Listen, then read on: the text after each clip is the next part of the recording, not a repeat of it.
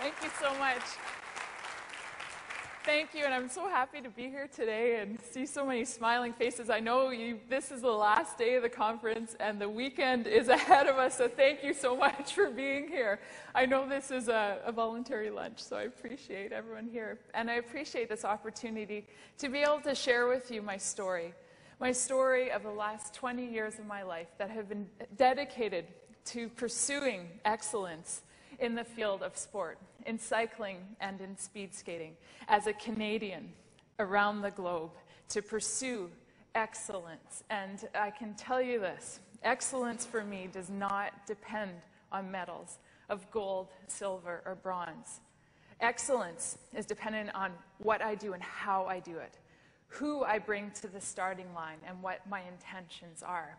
Being the best that I possibly can be, no matter what the circumstances. Being open to learning, open to growing, and most importantly, being open to being inspired. And for me, the Olympics are all about inspiration. And when I see those images from Vancouver, from our home Olympics, I mean, I have tears in my eyes because it meant so much. And for me as an athlete, I did not win a gold medal, but I had the race of my life. I felt the beautiful movement of speed skating happen through me on that ice surface. And it was the best I ever was on those 17.5-inch blades.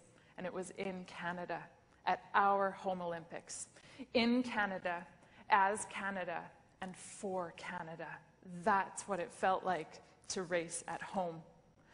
But it all started a long time before that, and it started with inspiration. I was a 16-year-old teenager in Winnipeg, where I was born and raised, and was one of those kids who fell off the path. One of those kids who didn't have direction, who everybody around saw the potential in.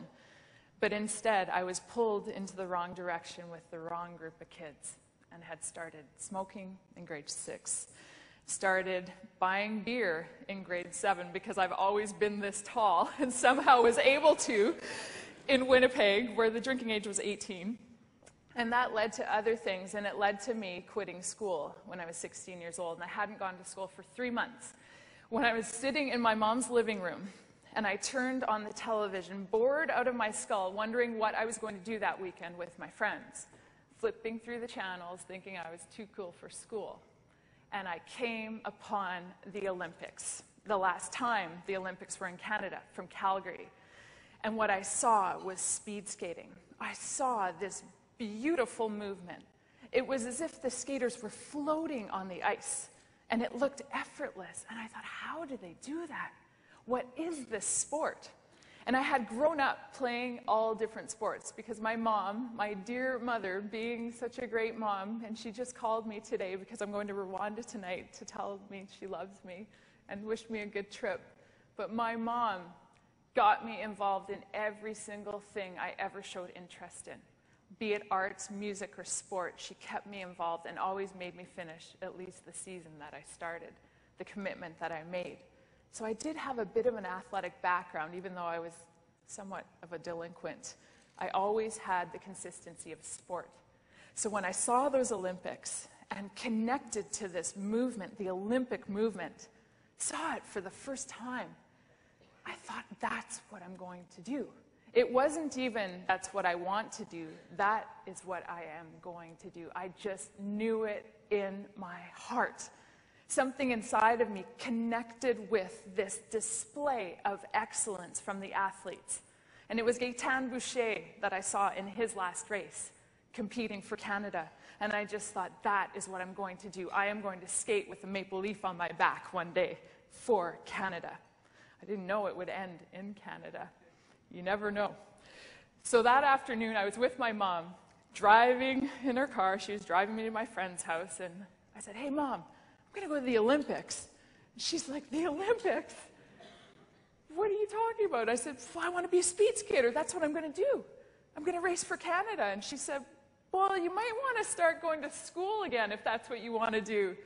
And I looked at her, I said, okay, well, I'm really going to do this. I am. Just watch. And so my mom called the Provincial Speed Skating Association somehow got me invited to a camp on my hockey skates because I was a ringette player at the time. So I went to this camp, hockey skates, hockey helmet, full face mask. It was a short track speed skating camp, and these skaters were not only the best in the province, some of them were some of the best in the country. You know, I thought I was a pretty good skater in ringette, but when I got on that ice surface and they went around and around and around and I was still on my first lap, I just thought, oh my God, when I get better at this and when I'm that good, it's going to be so much easier. And believe me, I am going to be that good one day. And that was when my life changed. It shifted. I connected to something that I cared about, that gave me a reason for being. I went back to school. I went from failing and skipping school to getting A+ because I knew I had to do good in school if I wanted to travel for sport. I started just pursuing something that meant so much to me. And that led to training camps, to national championships. And a year and a half later, a cycling coach saw me and thought I'd be a good cyclist. And basically invited me to a camp, and after that camp, convinced me that I should quit speed skating. And I remember his words to this day. He said, skating's not going anywhere. You can go back in a few years. Well, that took 10 years. 10 years of racing my bike. And in that time, traveling all across Europe, Asia, Latin America, I had experiences, not just on the field of sport, not just on my bike. These experiences were really what shaped me into not just the athlete I've become, but the person I've become. And I feel it showed me what being Canadian means. I remember being in